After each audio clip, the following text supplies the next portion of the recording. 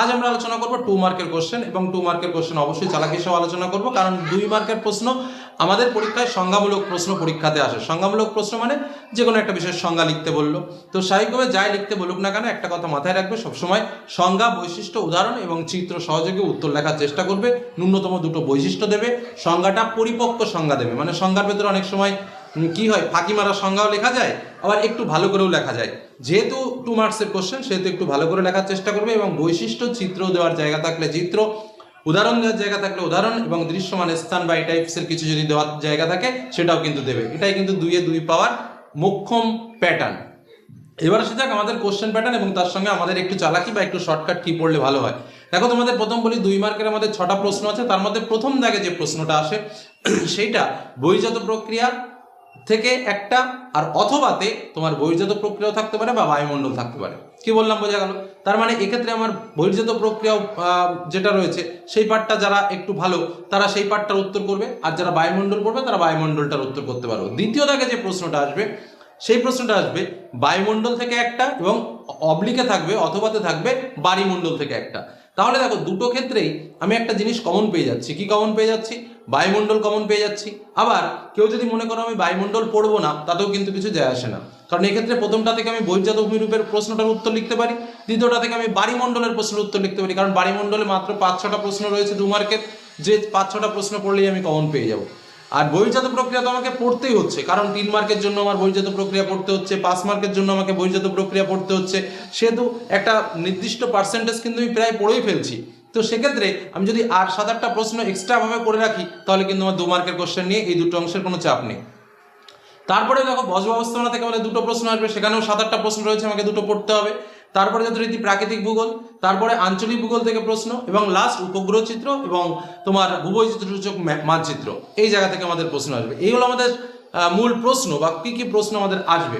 এবার কথা হচ্ছে যে তাহলে আমাদের চালাকিটা কোথায়? চালাকিটা একটাই চালাকি আছে, যে আমি আজ তোমাদের জন্য যে সাজেশন দিচ্ছি সেখানে খুব অল্প কয়েকটা প্রশ্ন তোমাদের জন্য শেয়ার করছি, যে প্রশ্নগুলো একটু ভালো করে পড়লেই তোমরা কমন পেয়ে যাবে।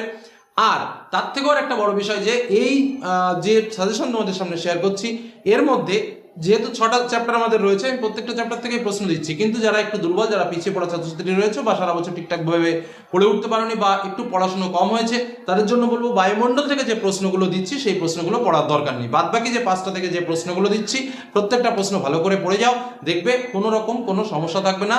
2 মার্কে যে 12টি মার্কস আমাদের আছে, এই 12-র মধ্যে কিন্তু 12 পাবে। তবে শর্ত একটাই, যে কটা প্রশ্ন আমি বলবো প্রত্যেকটা প্রশ্ন ভালো করে পড়বে, এবং লেখার সময় অবশ্যই সংজ্ঞা, বৈশিষ্ট্য, উদাহরণ এবং চিত্র দেওয়ার জায়গা থাকলে চিত্র সহযোগে উত্তর লেখার তোমাকে চেষ্টা করতে হবে বা উত্তর লিখতে হবে। ভুলভাল তথ্য দেবে না, ফালতু যাবে না, যেটা সঠিক উত্তর সেটাই দেওয়ার চেষ্টা করবে। অল্প লিখবে তাও ভালো, ভুল লিখবে না। এই প্যাটার্নে সামনের দিকে তোমাকে এগোতে হবে, তাহলেই কিন্তু তুমি ফুল মার্কস পাবে। এটাই হলো মূল কথা। এবার আমরা লেট নয়, সরাসরি চলে যাবো আমরা কি কি প্রশ্ন পড়বো সেই প্রশ্নে। তবে এর আগে আমি তোমাদের যেটা বললাম 3 মার্কের কোশ্চেন এবং 5 মার্কের কোশ্চেন দিয়ে দিয়েছি, তার লিঙ্ক আমি ডেসক্রিপশন বক্সে দিয়ে দেবো। সেগুলো দেখে তোমরা কিন্তু সেগুলোও প্র্যাকটিস করতে পারো। এই 2 মার্ক, 3 মার্ক এবং 5 মার্ক জয়েন্ট আকারে যদি তোমরা পড়তে পারো, তাহলেই কিন্তু তোমাদের ফাইনাল যে সাজেশন বা লাস্ট মিনিট ফাইনাল সাজেশন সেটা কিন্তু কমপ্লিট। এটাই কিন্তু তোমাদের বলে রাখলাম। চলো এবার দেখে নেওয়া যাক 2 মার্কের ইম্পর্টেন্ট প্রশ্নগুলো কি কি রয়েছে। বন্ধুরা, তাহলে পরপর প্রশ্নগুলো একটু দেখে নেওয়া যাক। প্রথমেই দেখো, আমি এখানে নোট করে দিয়েছি মাধ্যমিক 2026 2 মার্কের প্রশ্ন। তো স্বাভাবিকভাবে আমাদের প্রশ্ন কাঠামোটা যেভাবে আমি তোমাদের বললাম, 3.1 দাগে আমাদের এই প্রশ্ন থাকবে একটা বহির্জাত প্রক্রিয়া, তার অথবাতে থাকবে বায়ুমণ্ডল, দ্বিতীয়টা থাকবে বায়ুমণ্ডল এবং তার অথবাতে থাকবে বায়ুমণ্ডল, তৃতীয়টা বজ্র ব্যবস্থাপনা থেকে 2টো প্রশ্ন থাকবে, তারপরে প্রাকৃতিক ভূগোল থেকে আমাদের 2টো প্রশ্ন থাকবে, তারপরে অর্থনৈতিক ভূগোল থেকে 2টো প্রশ্ন থাকবে, এবং তারপর উপগ্রহ চিত্র থেকে একটা এবং ভূবৈচিত্র সূচক মানচিত্র থেকে একটা। তাহলে আমরা বলেছি যারা একটু দুর্বল প্রকৃতির ছাত্রছাত্রীরা রয়েছে তাদের বায়ুমণ্ডলটা পড়ার দরকার নেই। তাহলে বায়ুমণ্ডলটা না পড়লে স্বাভাবিকভাবে আমরা 3-এর 1 দাগে আমরা বহির্জাত প্রক্রিয়া থেকে উত্তর লিখতে পারবো, এবং 3-এর 2 দাগে আমরা বায়ুমণ্ডল থেকে উত্তরটা কিন্তু লিখতে পারবো। ব্যাস, মিটে গেল। এবার আমরা দেখে নেবো কি কি প্রশ্ন আমরা পড়বো।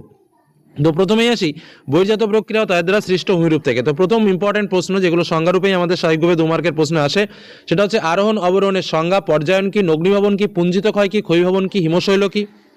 ভ্যালি ট্রেন বলতে কি বোঝো, হিমানী সম্প্রপাত বলতে কি বোঝো, ঝুলন্ত উপত্যকা কি, ফিয়ট কি, হিমদ্রণী কি, হিমরেখা কি। বার্গ স্ক্রুন বলতে কি বোঝো, নুনাটক্স কি, ক্রেভাস কি, মরুদ্যান কি। হামাদা, ওয়াদি, প্লায়া, মরুকরণ, লোয়েস, পেডিমেন্ট, ধারণ অববাহিকা, নদী অববাহিকা, গিরিখাত ও ক্যানিয়ন, নদীগ্রাস, ইনসেলবার্স, জলবিভাজিকা, অপসারণ গর্ত, মহাদেশীয় ও পাদদেশীয় হিমবাহ, ষষ্ঠ ঘাতের সূত্র, কিউসেক ও কিউমেক, প্রপাত কূপ এবং প্যাটার্নেস্টার হ্রদ।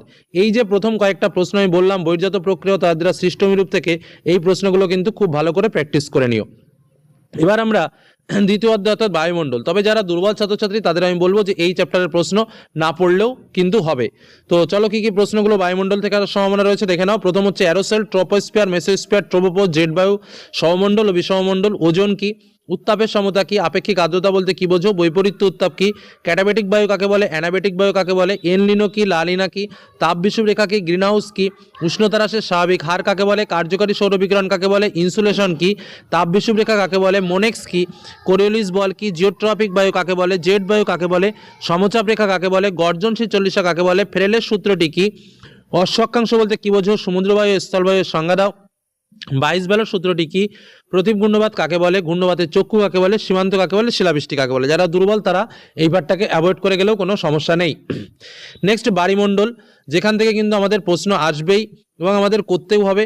তো স্বাভাবিকভাবে খুবই অল্প কয়েকটা প্রশ্ন রয়েছে যেটা খুব কমন পাওয়া যায় অল্প পড়ে। হিমশৈল, শৈবাল সাগর, হিমপ্রাচীর, মগ্নচড়া, গ্র্যান্ড ব্যাংক। বান ডাকাটাও দেখবে, বান ডাকা কাকে বলে বা সারাসারির বান কি? অ্যাপোজি কি? পেরিজি কি? সংযোগ অবস্থান কি? প্রতিযোগ অবস্থান কি? ভরা জ্বর ও মরা জ্বরের সংজ্ঞা। জাস্ট এটুকুই, কটা প্রশ্ন পড়লেই তুমি দুটো পেয়ে যাবে, একটা লিখতে হবে। নেক্সট বজ্র ব্যবস্থাপনা, এখান থেকেও আমাদের ঠিক তাই, খুবই সুন্দর একটা চ্যাপ্টার এবং অল্প কয়েকটা প্রশ্ন পড়লেই আমরা কমন পেয়ে যাব। তার মধ্যে কি বজ্র ব্যবস্থাপনার সংজ্ঞাটাও পড়বে। আচ্ছা, যেটা আমি পরে বলছি। বজ্রের ভরাটকরণ কাকে বলে? বজ্রের পুনর্ব্যবহার বলতে কি বোঝো? বজ্র ব্যবস্থাপনা কাকে বলে? কম্পোস্টিং কি? আমাদের কঠিন, তরল, গ্যাসীয়, জৈব ও তেজস্ক্রিয় বজ্রের সংজ্ঞা, মানে কঠিন বজ্র কাকে বলে সংজ্ঞা লেখো উদাহরণ সহ। তরল বজ্র কি? গ্যাসীয় বজ্র কি? এরকমভাবে কিন্তু সংজ্ঞা হিসেবে আসতে পারে। জৈব ভঙ্গুর ও জৈব অভঙ্গুর বজ্রের সংজ্ঞা। ইউট্রোফিকেশন কি? ফ্লাই অ্যাশ কাকে বলে? ই বজ্র কি? স্ক্রাবার কাকে বলে? নিষ্কাশন বলতে কি বোঝো? আর লিচেট কি? এই হয়ে গেল আমার বজ্র ব্যবস্থাপনা থেকে প্রশ্ন। এবার আমরা আসবো ভারত।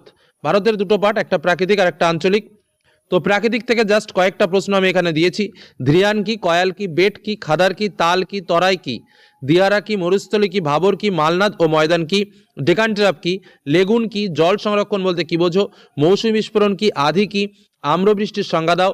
রেগুর মৃত্তিকা কাকে বলে? মৃত্তিকা ক্ষয় কি? সমোন্নতি রেখা বরাবর চাষ বলতে কি বোঝো? দুন কি? ম্যানগ্রোভ অরণ্য কি? অরণ্য সংরক্ষণ কাকে বলে? এবার আসবো আঞ্চলিক। আঞ্চলিক থেকে যেহেতু চারটে পার্ট আছে আমাদের, একটা কৃষি, একটা শিল্প, একটা সেই জনসংখ্যার পার্ট এবং আর একটা হচ্ছে তোমার পরিবহন। তো চারটে পার্টেই তোমাদের জন্য আলাদাভাবে তুলে ধরেছি। তার মধ্যে শস্যাবর্তন, রবি ও খারিফ ফসল, সবুজ বিপ্লব, জায়িদ ফসল, বাগিচা ফসল, জীবিকা সত্তাভিত্তিক কৃষি, সবুজ বিপ্লব। বিশুদ্ধ কাঁচামাল কি? পণ্যসূচক কি? শিকড় আলগা শিল্প কি? উদীয়মান শিল্প কি? সিলিকন ভ্যালি কাকে বলে? রুগ্ন শিল্প কি? কুটির শিল্প কি? অবশিল্পায়ন কি? তথ্য প্রযুক্তি শিল্প কি? জনগণত্ব কাকে বলে? আদমশুমারি কি? জনবিস্ফোরণ কি? নগরায়ন কি? পরিব্রাজন কি? কাম্য জনসংখ্যা কাকে বলে? জনাকীর্ণতা কি? জনসংখ্যাল্পতা কাকে বলে? জনসংখ্যা অভিক্ষেপ কি? এবং শূন্য জনসংখ্যা বৃদ্ধি বলতে কি বোঝো? নেক্সট হীরক চতুর্ভুজ কি? এয়ার ইন্ডিয়া কি? শিপিং লাইন বা শিপিং লেন বলতে কি বোঝো? রজ্জুপথ কি? পুনর্রপ্তানি বন্দর কাকে বলে? এয়ারপোর্ট অথরিটি অফ ইন্ডিয়া কি? টিকা লেখো। বহুমুখী নদী পরিকল্পনার সংজ্ঞা দাও। নেক্সট আমাদের পরবর্তী যে পার্টটা রয়েছে সেটা হচ্ছে উপগ্রহ চিত্র ও ভূবৈচিত্র্য সূচক মানচিত্র। এখানেও একটা চালাকি রয়েছে যে এই উপগ্রহ চিত্রের পার্টটা ভালো করে পড়লেও হয় আর ভূবৈচিত্র্য সূচক মানচিত্র পার্টটা পড়লে হয়, কারণ এখান থেকে একটা আসবে, এখান থেকে একটা আসবে অথবাতে। তো যাই হোক, আমরা যেহেতু অল্প 2-4টে প্রশ্ন আমরা একটু দেখে রাখবো। তো প্রশ্নগুলো কি কি রয়েছে? উপগ্রহ চিত্র কাকে বলে? সরি, সানসিনক্রোনাস উপগ্রহ বলতে কি বোঝো? জিস্টেশনারি উপগ্রহ বলতে কি বোঝো? দূর সংবেদন কাকে বলে? সার্ভে অফ ইন্ডিয়া সম্পর্কে যা জানো লেখো। পিক্সেল কাকে বলে? এবং ভূবৈচিত্র্য সূচক মানচিত্র কাকে বলে? আন্তর্জাতিক সিরিজ মানচিত্র কাকে বলে? সমভূমি, মালভূমির ও পার্বত্য অঞ্চলের ট্রোপোগ্রাফিক্যাল মানচিত্রে দুটি করে বৈশিষ্ট্য লেখো। এই হলো আমাদের 2 মার্কের কোশ্চেনের সাজেশন। তো এই প্রশ্নগুলো ভালো করে যদি তোমরা কমপ্লিট করতে পারো তাহলে কিন্তু 2 মার্কস নিয়ে আর কোনো সমস্যা নেই। কিভাবে কি লিখতে হবে তার ডিটেলস তোমাদের সামনে কিন্তু আগেই তুলে ধরেছি। তো এই হলো আমার আলোচনা। ভালো লাগলে লাইক করো এবং অবশ্যই প্রশ্নগুলো পড়ে পরীক্ষার হলে যাও। এটুকু বলে আজকের আলোচনা শেষ করলাম। ধন্যবাদ।